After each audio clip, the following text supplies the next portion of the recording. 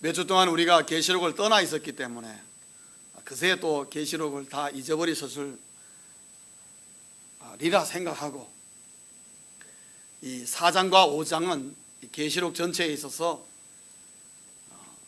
천국에 대해서, 하나님의 나라에 대해서, 하늘에 대해서 상당히 의미 있는 메시지를 우리에게 상징적으로 던져줍니다.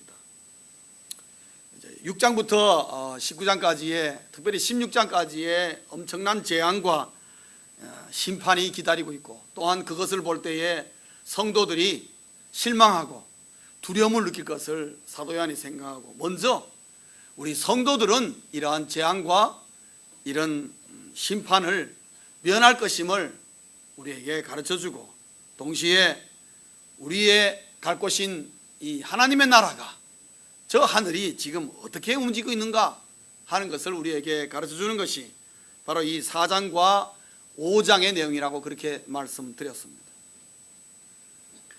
그 가운데 오늘 4절부터 11절까지의 말씀은 하나님의 나라에서, 지금 하늘에서는 무슨 일이 벌어지고 있는가 하는 것을 우리에게 간단하게 가르쳐주고 있습니다. 우리가 여러분 계시록을 볼 때, 특별히 하나님의 나라, 하늘나라에 관해서, 천국에 관한 내용이 나올 때 여러분 마음속에 늘 염두에 둘 것은 상징적인 내용들이 많이 나온다는 것입니다. 그리고 그 상징적일 뿐만 아니라 천국의 모습을 다 가르쳐 주는 것이 아니라 아주 선별적으로 지상에 있는 우리가 꼭 알아야 될 핵심적인 내용만을 우리에게 셀렉티브하게 가르쳐 주고 있다는 것을 잊지 않으셔야 됩니다. 천국에 관한 모든 것을 여기에 다 포함하고 있다고 그렇게 생각하면은 그건 잘못하면 큰 실수를 할 가능성이 있습니다. 특별히 오늘 본문은 그러한 면이 강하게 내재되어 있습니다.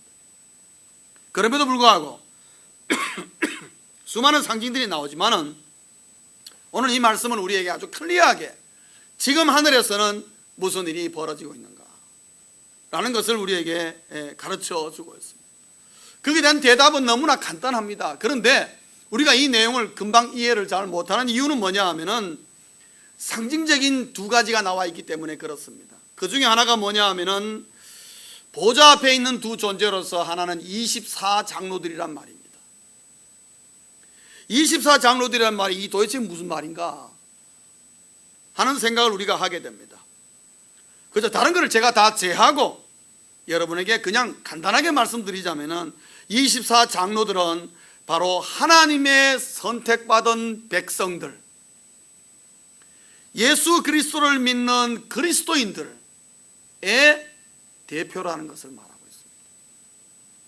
여러분, 이 교회에서 장로를 선택하거나 장로님을 비택할 때에 우리가 어떻게 합니까? 이제 투표를 통해서 선출하거나 이렇게 합니다.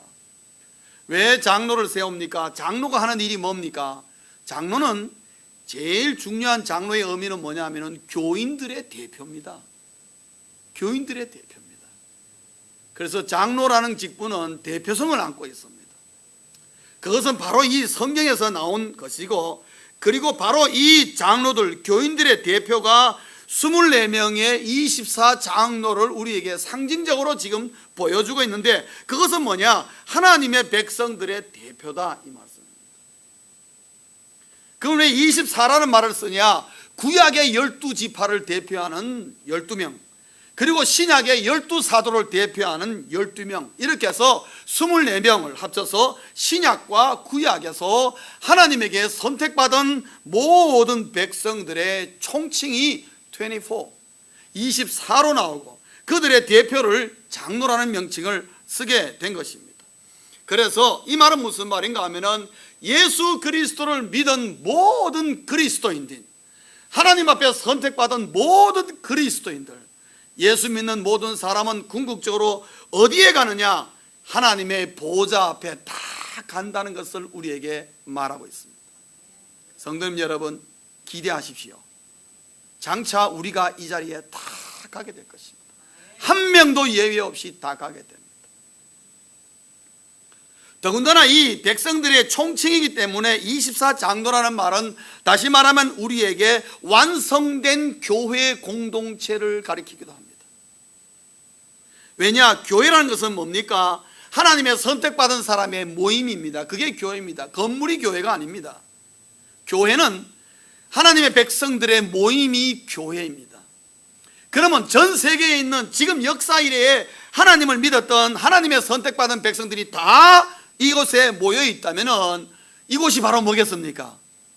교회 아니겠습니까? 완성된 교회의 모습입니다. 성도들의 공동체라는 거죠. 오늘 24장로들을 통해서 바로 교회의 모습을 가르쳐주고 완성된 교회의 모습을 가르쳐주며 하나님 앞에서 하늘의 상급과 면류관이 이 교회에 수여되고 있는 것을 볼 수가 있습니다. 동시에 완성된 교회가 가지고 있는 세 가지의 모습이 있습니다. 이게 교회의 완성된 아름다운 모습인데, 이 지상에 있는 우리 써니사이드 장로교회도 바로 이러한 모습을 갖고 있어야 된다는 것인데, 그것은 뭐냐 하면은 첫째가 하나님의 말씀이 선포되는 곳이 교회라는 것이죠. 번개와 음성과 우레가 보좌에서 나왔다 그랬습니다. 번개와 음성과 우레는 전부 다 소리가 큽니다. 여러분 그렇지요? 우레, 우리 캘리포니아에서는 우레를 잘 가끔 경험할 수 있습니다만은, 제가 미시간에 살 때는 여름 내내 우레 천둥 번개로 아주 그냥 얼마나 힘든 기간이었는지 모르겠어요. 그 여름에 비가 많이 오는데 미시간 호수가 옆에 있어서 비가 자주 오면서, 그래서 밤만 되면 천둥 번개 치는데요, 바로 우리 집 지붕 위에서 치는 것 같아요. 얼마나 큰지 귀가 떨어져 나가는 것 같아요.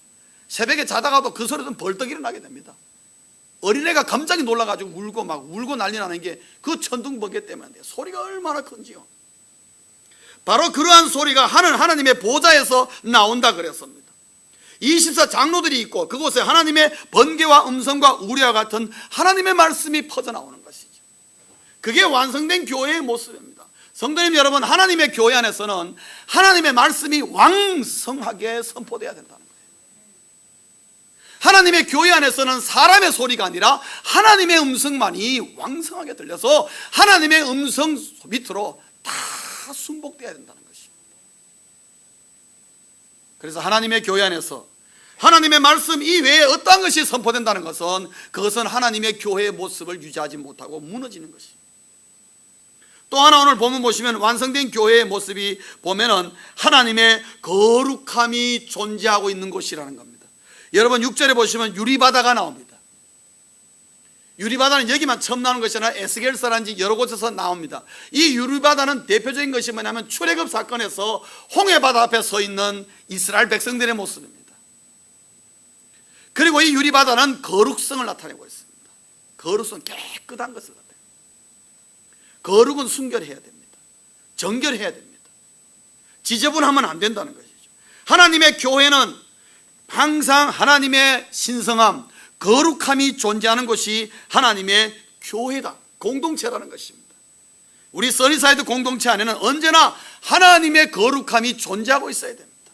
하나님의 거룩한 질서가 있어야 되고, 하나님의 거룩한 내용이 선포되고, 하나님의 거룩한 삶이 이 속에 있어야 된다는 거죠. 그래야 하나님의 교회다 말할 수가 있다는 것입니다. 세 번째로 완성된 교회의 모습은 우리에게 무엇을 줍니까? 성령의 임재가 있는 곳이 하나님의 교회라는 것입니다. 성령의 기름 부으심이 있는 곳. 오늘 5절 하반절에 보면 현 등불이 7이 있으니 이는 하나님의 7 영이라. 7 영은 제가 이미 말씀드렸습니다. 하나님의 7 영은 성령을 상징한다고 말씀드렸습니다. 바로 이 성령이 교회 안에 임재해 있어야 됩니다. 써니사이드 장로교회 안에는 언제든지 성령이 임재하기를 주의 이름으로 축원합니다. 성령의 기름 부으심이 있는 교회, 그 교회가 살아있는 교회라는 것이죠. 성도님 여러분, 이를 위해서 기도해야 됩니다. 예배 한번 드리고 집에 가는 것이 교회가 아니고, 예배 드릴 때마다 주의 성령이 나와 함께하는 걸 경험하고, 성령의 임재가 있으며 성령의 뜨거움이 있으며 성령의 놀라운 역사가 우리 공동체 안에서 일어날 때에, 그것이 교회인 것입니다.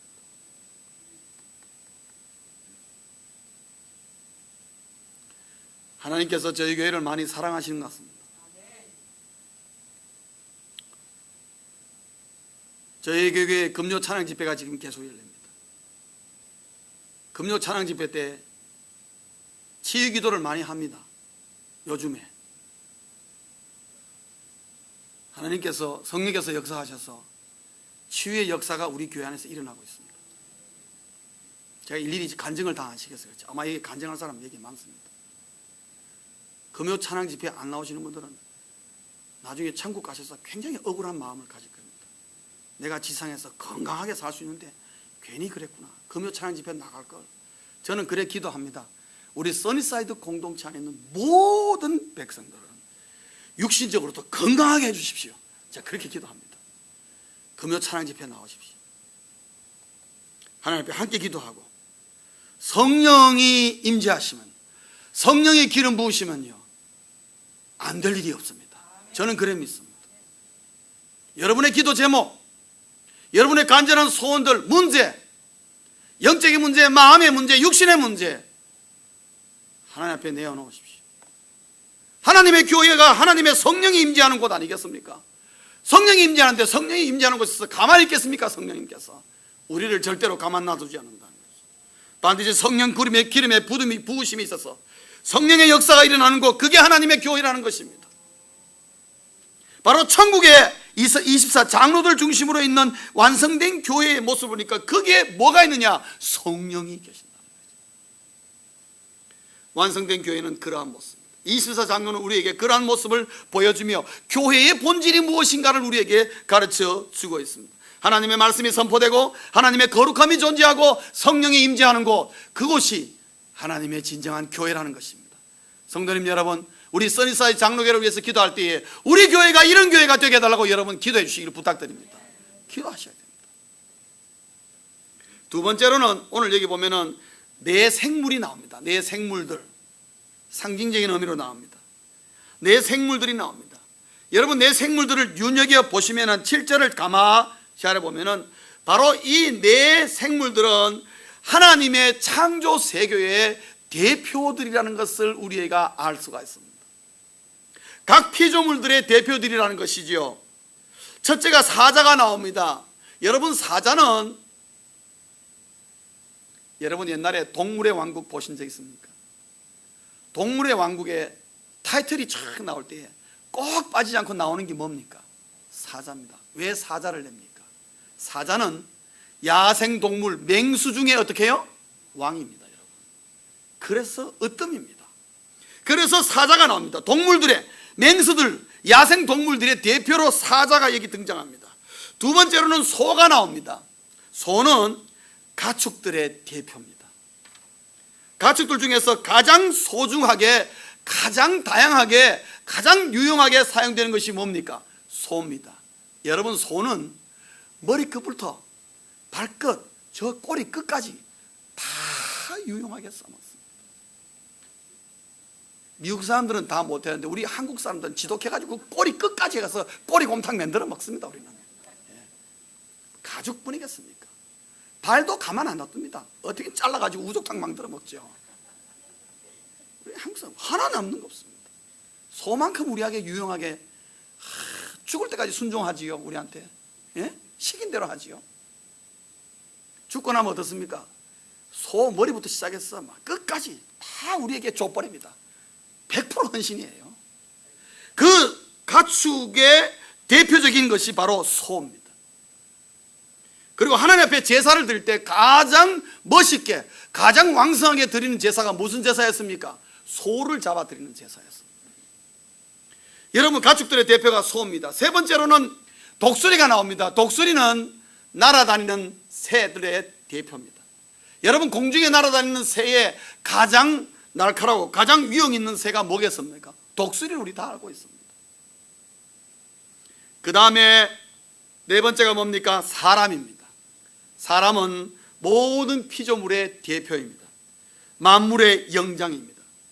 그럼 이 넷을 가만히 보면은 하나님의 창조 세계를 대표하는데 이 네 가지의 생물이 하나님이 창조한 피조물들 가운데서 가장 탁월한 존재들이라는 거죠.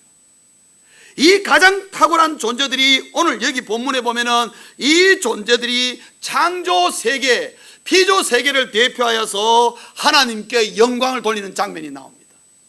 바로 그것이라는 것이죠. 그리고 오늘 이 본문을 보시면 한 가지 특징은 이 네 생물들이 안팎으로 주위에 눈들이 가득하다고 그렇게 나옵니다. 눈으로 충만하게 되어 있어요. 그 눈은 뭡니까? 창조 세계의 모든 피조물 하나하나가 전부 다 창조주 하나님을 나타내고 있다는 거예요. 창조주 하나님을 나타냅니다. 하나님의 편재성을 얘기합니다. 그 말은 뭐냐면 어디든지, 창조 세계 어디든지 하나님은 볼 수가 있다는 거죠. 우리가 동물들을 보거나 창조 세계를 보거나 하늘의 별을 보거나 우리의 모든 것을 보면 전부 다 하나님의 창조의 아름다움을 말하고 있어요. 우리 여러분 몸만 봐도 얼마나 신묘막측한지요. 저는 심장 보고 박동해라 멈춰라 한 번도 저 명령한 적 없습니다. 그런데 알아서 어떻게 해요? 자동으로. 세상에 자동도 이런 자동이 어디 있습니까? 단 1초도 안 쉬고 계속 움직입니다. 몸에 병 나는 건 다 우리가 환경적인 문제나 아니면 우리가 잘못 먹어가지고 우리가 육신을 잘못 관리해서 생기는 문제들이 많습니다. 하나님이 이 심장을 얼마나 튼튼하게 만들었는지요, 900년 이상을 써도 이 심장이 멈추질 않았어요.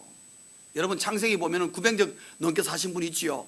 그분들 사시는 동안에 뭐가 뛰었겠습니까? 심장이 계속 뛰었어요. 900년이 되어도 한 번도 멈추지 않는 것이 하나님이 만드신 메이드 인 헤븐입니다. 이게 심장입니다. 세상에 이 땅에 만든 것 중에서요, 수명이 900년 가는 거 어디 있습니까 여러분? 50년만 지나가도 삐그닥저그닥 어떤 기계든지 다 문제가 발생합니다. 사람이 만든 거는 다 부족합니다. 기한이 있단 말이죠.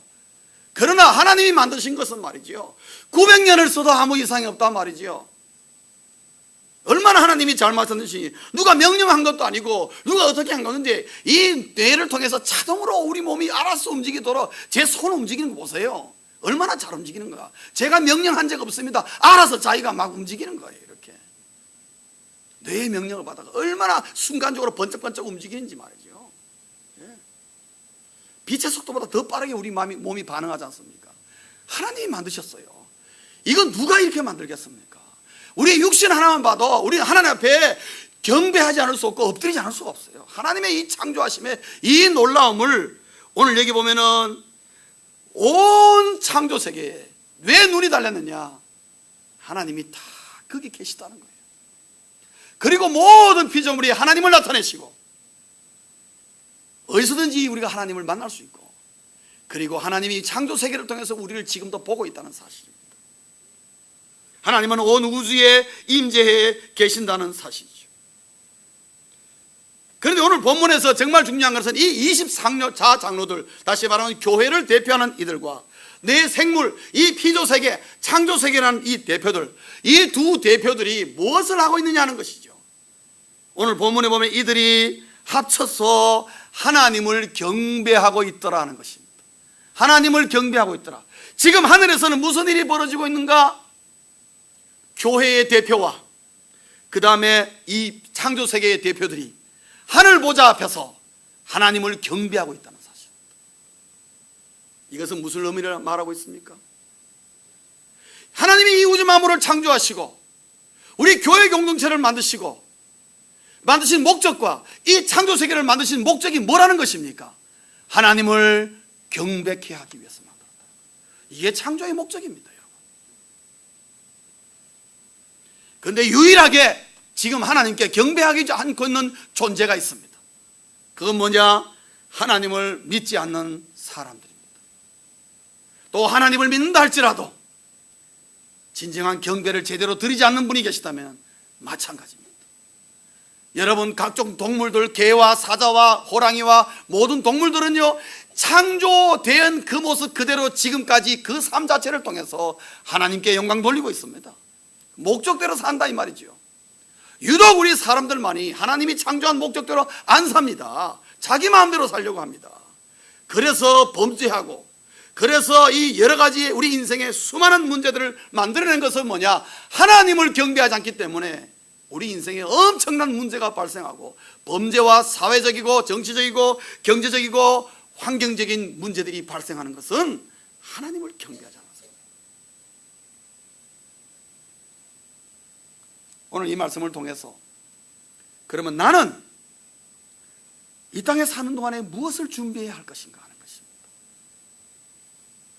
두 가지를 우리는 준비해야 됩니다. 첫째는 하나님을 만나야 합니다. 하나님을 만나야 합니다. 사랑하는 성도님 여러분, 여러분들 가운데 아직 나는 하나님을 확실하게 만난 경험이 없다? 여러분 기도하십시오. 하나님을 만나셔야 됩니다. 하나님은 여러분을 만나시길 원하신다는 거지요. 문제는 내가 중심으로 하나님 앞에 나아가지 않을 때가 많다는 것이. 하나님을 만나는 두 가지 방법이 있습니다. 오늘 본문 중심 보면 첫째는 교회 공동체에서 하나님을 만나야 한다는 것입니다. 교회 공동체의 존재의 목적이 뭡니까? 하나님을 만나도록 만들어주는 것입니다. 하나님을 모르는 사람들이 교회를 통해서 복음을 받고 영원히 구원받아서 하나님을 만날 수 있도록, 그것이 교회의 사명이요 이 땅에 교회가 아직까지 존재하는 이유라는 것입니다. 또한 하나님을 만나는 또 두 번째 방법은 창조물들 속에서 하나님을 만나야 한다는 것입니다. 우리의 삶의 현장에서 하나님의 창조물을 보고 하나님 앞에 우리가 감사하고 하나님을 만날 수 있어야 한다는 것입니다. 왜 하나님을 우리가 이 땅에서 만나야 되느냐? 이 땅에서 우리가 하나님을 만날 때에 하나님의 위대하심을 우리가 발견하게 되는 것입니다. 하나님이 얼마나 위대하신 분인가를 우리가 알아야 되는 것입니다. 조금만 우리가 눈을 떠서 주위를 살피고 과연 하나님이 나를 위해서, 이 사회를 위해서, 이 나라를 위해서, 이 세계를 위해서 지금 무엇하고 계시는가, 조금만 생각하면 하나님의 위대하심을 우리가 발견하게 됩니다. 지금 많은 과학자들이 지구와 같은 이 행성이 어디 다른 데 없나 하고 여러 가지 연구하고 열심히 천문학자들이 전후좌우로 살피고 있습니다만, 저는 믿습니다. 지구와 같은 행성은 이 우주에 더 이상 존재하지 않는다. 하나님이 탁 만드신 거. 나머지는 전부 다 곁다리입니다. 곁다리.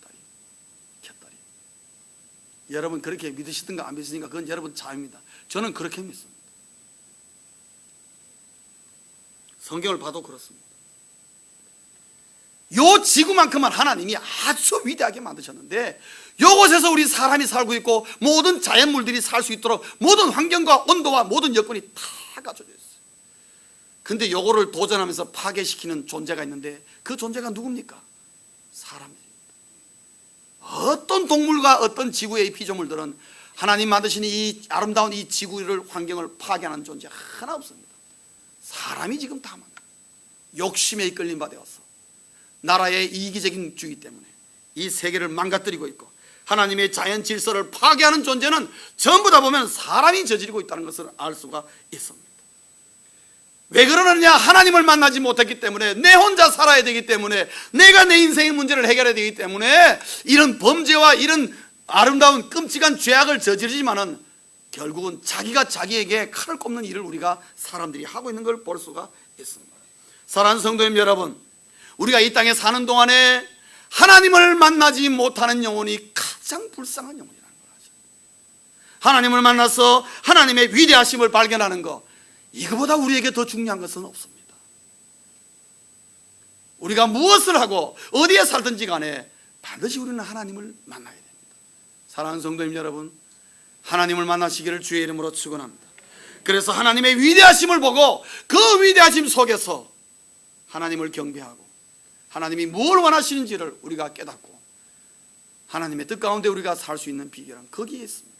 우리가 하나님이 우리를 만드신 창조의 그 질서 속에, 그 하나님 만드신 목적에 우리가 부합할 때에 우리의 인생은 가장 행복하고 가장 건강하고 가장 멋있는 인생을 살 수가 있습니다. 성경은 우리에게 그것을 가르치고 있습니다. 두 번째, 나는 무엇을 준비해야 되는가? 하나님 경배 연습을 해야 한다는 것입니다. 하나님 경배 연습을 해야 한다는 것입니다. 모든 피조물의 존재 목적이 뭡니까? 하나님을 경배하는 것입니다. 오늘 이 천상에서 하늘나라에서 우리에게 보여주는 건 뭡니까? 지금 이것은 영원한 것이고 이 땅에서부터 이 일이 이루어져야 되는 것을 우리에게 가르쳐주고 있습니다. 피조물의 존재 목적이 하나님을 경배하는 것입니다. 하나님 이외에 그 어떤 것도 경배의 대상이 될 수가 없습니다. 사도 요한은 이 계시록 속에서 경배의 장면을 몇 장면을 계속해서 반복해서 말하고 있습니다. 왜 그러냐 하면 사도 요한 시대가 힘들었습니다. 로마 황제의 핍박이 아주 극심했습니다. 너무 힘들었습니다. 로마 황제에게 절하지 않으면 뭐 직장은 고사하고 밥 먹고 살기가 어려운 그런 시대였습니다. 그러니까 많은 사람들이 우리가 꼭 하나님만 예배해야 되느냐, 좀 황제 앞에 고개 한번 숙이면 안 되겠냐, 그런 생각들이 다 들게 되는 거죠. 그것을 사도 요한이 뭐라 하면, 지금 그들이 로마 황제가 뭐 대단한 것처럼 보여도 내가 본 이 하나님의 계시를 볼 때에 노천만에 그것은 결코 경배의 대상이 아니고 우리의 유일한 경배 대상은 여호와 하나님밖에 없다. 그것을 강조하기 위해서 반복적으로 경배를 얘기를 하고 있습니다. 사랑하는 성도님 여러분, 우리가 이 땅에 존재하는 목적은 하나님을 경배하기 위해서 존재합니다. 하나님을 찬양하십시오. 오늘 이 시점에서 진정한 경배가 무엇인가 하는 것을 우리가 생각해 볼 필요가 있습니다. 진정한 경배라고, 우리가 경배라 그러면 사람들은 일단 어떤 생각하냐면, 찬양하고 예배하는 이 행위, 이게 하나님을 경배하는 것이다. 물론 이거 지금 우리 하나님 경배하는 것 틀림없습니다. 그러나 경배라고 말할 때에 단순히 하나님을 찬양하고 우리가 모여서 하나님 앞에 예배하는 것, 이것만을 말하고 있지 않습니다. 두 가지 정도는 우리가 더 헤아려야 됩니다. 첫째는 뭐냐 하면은, 여러분 10절을 보시면은 24장로들이 하나님의 보좌 앞에 엎드려 경배하고 그 다음에 자기의 관을 보좌 앞에 드린다고 말하고 있습니다. 여러분, 이 관이 무슨 관입니까? 면류관입니다. 자기의 상급입니다. 하나님께 받은 면류관입니다. 얼마나 귀한 것입니까? 이 면류관은 영원한 것인데 그것을 하찮게 하늘 보좌 앞에 내어놓는 것은, 하나님의 보좌 앞에 경배하는 자에게는 너무나 이 면류관이 과분하다는 겸손의 모습이지 않습니까? 그 말은 무슨 말인가 하면, 진정한 경배자는 모든 것을 내려놓는 것부터 시작한다는 것입니다. 나의 지식이나 나의 경험이나 나의 자랑할 만한 무엇이든지, 소유라든지 내가 가진 모든 것을 일단 주님 앞에 다 내려놓는 것, 내려놓을 줄 아는 자가 진정한 경배자의 첫걸음이라는 것이죠. 건강도 내려놓고, 나의 가정 문제도 내려놓고, 두려움도 내려놓고, 내가 가진 무엇이든지 하나님 앞에 다 내려놓고 하나님 앞에 엎드리는 것, 이게 진정한 경배자의 첫걸음입니다. 내가 무엇을 들고 내 마음에 무엇을 품고 하나님 앞에 경배하려고 하면 여러분, 경배가 잘 안 됩니다. 여러분 마음속에 걱정하면서, 두려움에 차면서, 불안해하면서 여러분 찬양해 보십시오. 찬양이 잘 됩니까? 안 됩니다. 그것을 주님 앞에 먼저 내려놓고 찬양해야 그 찬양이 감동 감화가 있고, 하나님이 받으실 만한 찬양이구나, 내가 그것을 알게 됩니다. 진정한 경배자는 모든 것을 주님 앞에 내려놓는 게 먼저 선행되어야 된다는 거죠. 그 다음에 또 하나는 뭐냐면, 여러분 8절에 보시면 내 생물들이 주님을 찬양하는데 뭐라고 얘기하냐면, 그들이 밤낮 쉬지 않고 이르기를, 밤낮 쉬지 않고 하나님을 찬양한다고 얘기하고 있습니다. 밤낮 쉬지 않고 하나님을 찬양한다, 이 말의 의미는 무엇입니까? 이 내 생물들이 하나님을 경배하는 것을 최우선으로 두고 있다는 걸 말하고 있습니다. 하나님을 최우선으로 두고 있다. 어디에 가서 무엇을 하는지 간에 하나님을 가장 먼저 생각하고, 언제나 하나님의 이름을 제일 먼저 부르고, 하루에 눈을 뜨면서 제일 먼저 하나님의 이름을 부르고, 잠자기 전에 마지막으로도 하나님의 이름을 부르고, 우리의 삶 속에서도 하나님의 이름을 끊임없이 부르는 자, 무엇인지 하나님을 최우선에 노력하지 않은 자, 이것이 최우선의 삶이 안 되어져 있으면 그는 진정한 경배자라고 말할 수 없고, 예배를 드린다 할지라도 입술만 움직일 뿐이지 그의 마음이 움직이지 않는다는 것입니다. 진정한 경배자는 모든 것을 주님 앞에 내려놓고, 그리고 무엇보다도 하나님을 최우선으로 하는 삶, 그것이 선행되지 않으면 그가 드리는 찬양과 예배는 자칫하면 율법적이요, 형식적이요, 겉으로만 드리는 예배일 수가 있다는 것입니다. 하나님이 받으시는 진정한 경배는 무엇이냐? 다 주님 앞에 내려놓고 하나님 최우선주의로 살다가 주 앞에 나와서 주를 찬양하고 예배하는 그 경배를 받으시고, 그 자가 진정한 경배자라고 주님은 인정하신다는 것입니다. 왜냐? 천국에서 하나님을 경배하는 모습을 보니까 바로 그런 모습을 우리에게 보여주고 있다는 것이죠. 그래서 우리 예수 믿는 사람에게 있어서는 경배는 곧 삶이라는 것입니다. 경배는 곧 삶이라는 것입니다. 우리 삶 전체가 다 하나님을 늘 의식하고 하나님을 경배하는 것입니다. 그래서 오늘 우리가 해야 할 일은 뭡니까? 하나님을 만나고 하나님을 알고 하나님을 경배하는 것입니다. 우리가 해야 될 최우선의 과제고 우리의 모든 것이 하나님을 경배하는 것이에요. 왜 우리가 이 땅에서 경배하는 삶이 그렇게 중요하냐? 단순히 천국에 가면은 늘 경배하고 하니까 우리가 이 땅에서 해야 된다, 연습만 하면 된다, 그런 차원에서 여러분 하지 마시고, 비록 천국에 가면 우리가 하늘나라에서 지금 경배가 왕성하게 이루어져 있지만 우리도 물론 앞으로 거기에 조인하고 하기 위해서 여기서 연습한다 하는 면도 있겠지만 더 중요한 것은 이 땅에서 하나님을 진정으로 경배할 때에 경배가 있는 곳에 하나님의 나라 천국이 이곳에 임하기 때문에 그렇습니다. 내가 하나님을 경배할 때에 그곳에 하나님의 나라가 임한다는 거예요. 여러분 주기도문 보시면 이런 내용이 있습니다. 뜻이 하늘에서 이루어진 것 같이 땅에서도 이루어지이다. 하나님의 뜻이 땅에서 이루어질 때에 이루어진다는 걸 우리가 뭐로 알 수 있느냐? 이루어지는 그 순간 그곳에 하나님의 나라가 임한다는 겁니다. 하나님의 나라가 임한다는 겁니다. 그래서 하늘의 뜻이 이 땅에 임하는 것, 그때에 천국이 임하는데 세 개의 매체를 통해서 천국이 임합니다. 첫째는 교회가 있는 곳에 천국이 임합니다. 이 교회라는 말은 진정한 교회를 얘기합니다. 건강한 얘기, 성경적인 교회를 말하고 있습니다.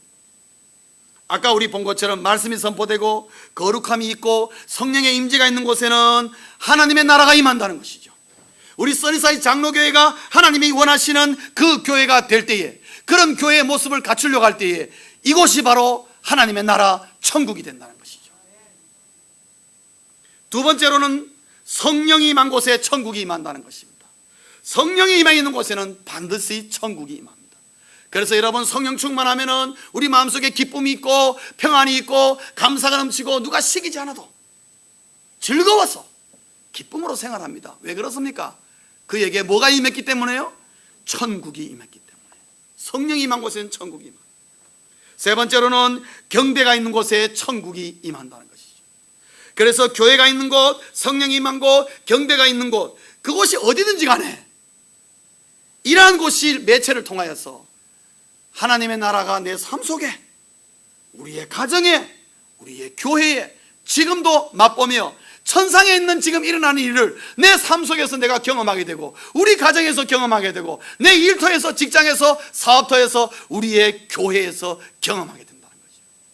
이러한 놀라운 천국을 경험하게 한 이 놀라운 복을 주시기 위하여 이 땅에서부터 하나님을 경배하라고 우리에게 오늘 이 환상을 보여주고 이 천국에 지금 무엇하고 있는가를 우리에게 가르쳐 주고 있습니다. 사랑하는 성도님 여러분, 하나님의 나라 천국이 나와 저와 우리 모두에게 임할 수 있기를 주의 이름으로 축원합니다. 천국이 내 삶에, 우리 가정에, 우리의 교회에 임하도록 하나님을 진정으로 경배하는 자로 달려가는 우리 모두 될 수 있기를